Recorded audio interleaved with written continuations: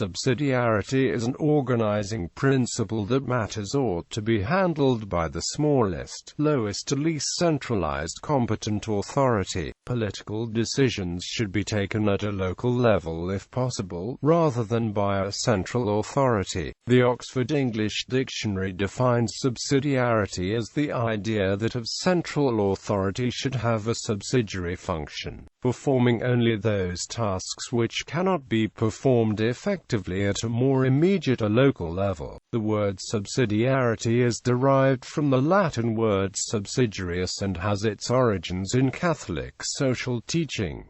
Catholic social teaching. The origins of subsidiarity as a concept of Catholic social thought lie with Wilhelm Emanuel von Ketteler, who served as Bishop of Mainz in the mid to late 19th century. It most well known, however, from its subsequent incorporation into Pope Pius XI's or encyclical Quadragesimo Anno. This encyclical's formulation of subsidiarity is the touchstone from which further interpretations tend to depart. Just as it is gravely wrong to take from individuals what they can accomplish by their own initiative and industry and give it to the community, so also it is an injustice and at the same time a grave evil and disturbance of right order to assign to a greater and higher association what lesser and subordinate organizations can do. For every social activity ought of its very nature to furnish help to the members of the body social, and never destroy and absorb them, as with many social encyclicals in the modern period. This one occurs in the historical context of the intensifying struggle between communist and capitalist ideologies.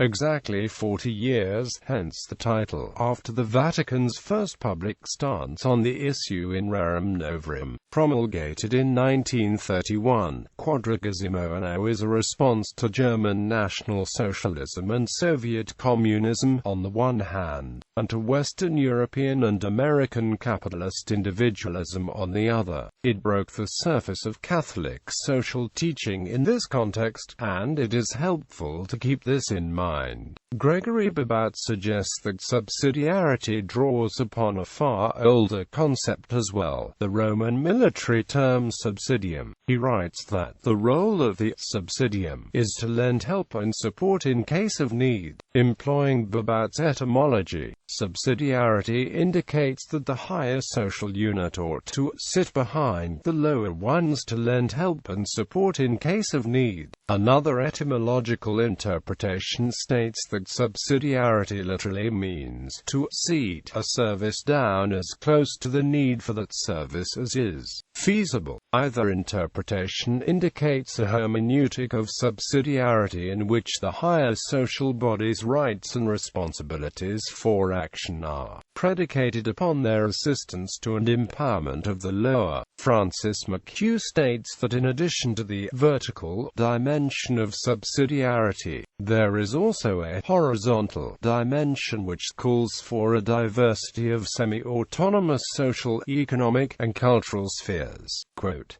Quadragesimo Anno presents these spheres as occupying the space between the poles of individual and state. Quote, Things have come to such a pass through the evil of what we have termed individualism that, following upon the overthrow and near extinction of that rich social life which was once highly developed through associations of various kinds, there remain virtually only individuals and the state. This is to the great harm of the state itself, for, with the structure of social governance lost, and with the taking over of all the burdens which the wrecked associations once bore, the state has been overwhelmed and crushed by almost infinite tasks and duties. These associations or lesser societies are encouraged because they are the vehicle by which society functions most effectively and corresponds most closely with human dignity. Examples of these associations today would include the family, unions, non-profit organizations, religious congregations,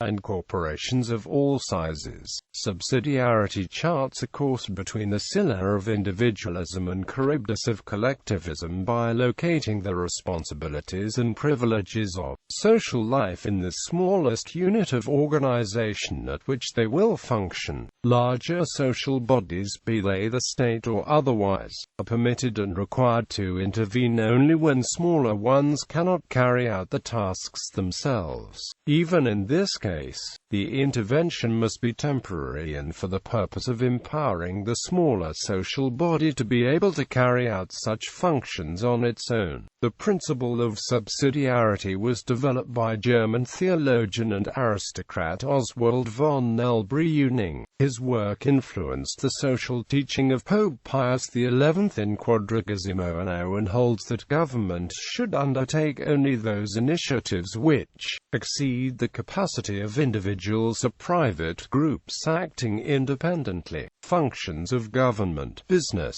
and other secular activities should be as local as possible. If a complex function is carried out at a local level just as effectively as on the national level, the local level should be the one to carry out the specified function. The principle is based upon the autonomy and dignity of the human individual and holds that all other forms of society, from the family to the state and the international order, should be in the service of the human person. Subsidiarity assumes that these human persons are by their nature social beings, and emphasizes the importance of small and intermediate-sized communities or institutions, like the family, the church, labor unions and other voluntary associations, as mediating structures which empower individual action and link the individual to society as a whole. Positive subsidiarity, which is the ethical imperative for communal, institutional and governmental action to create the social conditions necessary to the full development of the individual, such as the right to work,